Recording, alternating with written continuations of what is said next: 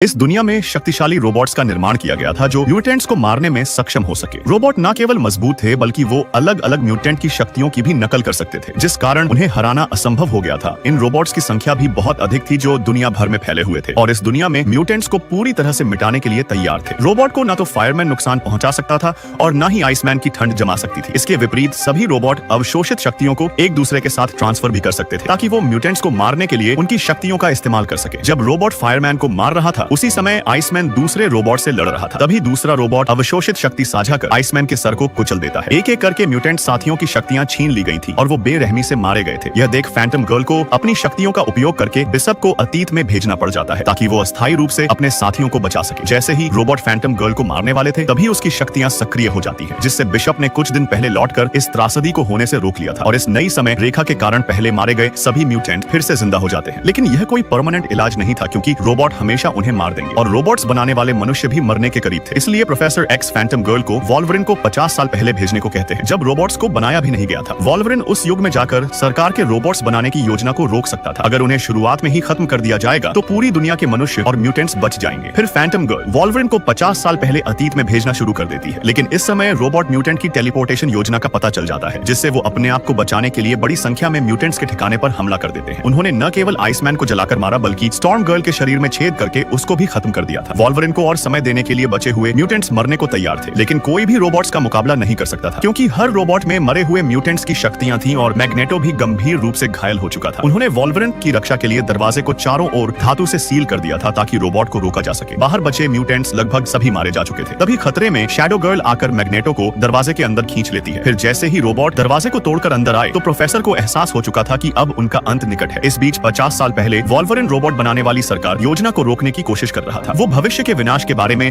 सबको चेतावनी देता है, लेकिन वर्तमान के लोगों को वॉल्वरिन पर विश्वास नहीं था बल्कि उसे म्यूटेंट से ही लड़ना पड़ जाता है ताकि उनकी छवि खराब ना हो जाए। वॉल्वरिन मैग्नेटो को इंसानों को मारने से रोकना चाहता था, लेकिन मैग्नेटो उल्टा उस पर ही पलटवार कर देता है। रोबोट्स बनाने की योजना का खतरा बढ़ता जा रहा था। इस समय केवल युवा प्रोफेसर एक्स ही जानते थे कि वॉल्वरिन भविष्य से आया है, इसलिए वो टेलीपैथिक से शेप शिफ्टर गर्ल को सरकारी अधिकारियों को मारने से रोकता है ताकि इंसान म्यूटेंट के डर से रोबोट न बनाए। वो उसे भविष्य में होने वाली विनाश के बारे में बताते हैं, जिसके तुरंत बाद ही शेप शिफ्टर लड़की ने अपनी बंदूक नीचे कर ली थी और सरकार को बताती है कि म्यूटेंट्स भी इंसान ही है। लेकिन मैग्नेटो अभी भी इंसानों को मारना चाहता था, पर तभी शेप शिफ्टर गर्ल उसे रोक देती है, जिसको देखकर रोबोट्स बनाने की योजना खत्म हो जाती है, जिससे वॉल्वरिन ने आने वाले भविष्य की समय रेखा बदल दी थी और भविष्य में रोबोट द्वारा उनकी मौत टल जाती है क्योंकि जब रोबोट बनाने की योजना ही खत्म हो चुकी थी तो सारे रोबोट भी गायब हो जाते हैं। हालांकि म्यूटेंट्स भी बचकर गायब हो गए थे। फिर नई समय रेखा में सभी म्यूटेंट्स मनुष्य के साथ शांति से रहने लगते हैं। केवल टाइम ट्रेवल वॉल्वरिन को ही याद था कि रोबोट्स कितने खतरनाक थे।